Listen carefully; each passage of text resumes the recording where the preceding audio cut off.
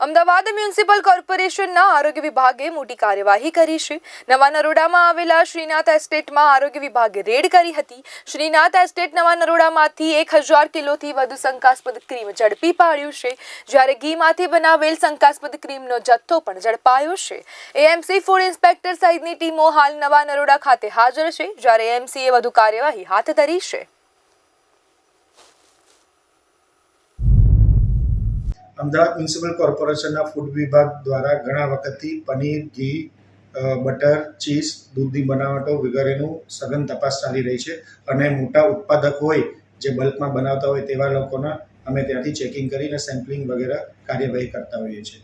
માહિતી મળ્યા મુજબ નરોડા વિસ્તારમાં તાજેતરમાં નવી જ બનેલી એક નાની ફેક્ટરીમાં 1000 કિલોથી પણ વધારે ક્રીમ બનતું હતું, જે શંકાસ્પદ જણાતા તાત્કાલિક જથ્થો સીઝ કરવામાં આવ્યો છે અને દુકાનને પણ સીલ કરવામાં આવી રહી છે।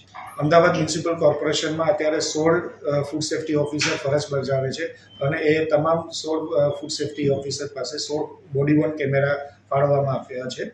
બોડી વોર્ન કેમેરાનો મુખ્ય ફાયદો એ છે કે જ્યારે પણ ટીમ ચેકિંગ કરવા જાય છે ત્યારે સેન્ટ્રલી સિનિયર અધિકારીઓ દ્વારા તરત જ મોનિટરિંગ કરવામાં આવે છે અને આ બોડી વોર્ન કેમેરામાં વિડીયો તથા ઓડિયો પણ આવે છે, જેથી કોઈ પણ પ્રકારની બનાવ બને કે વાતચીત થાય તે તમામ રેકોર્ડ થઈ જાય છે।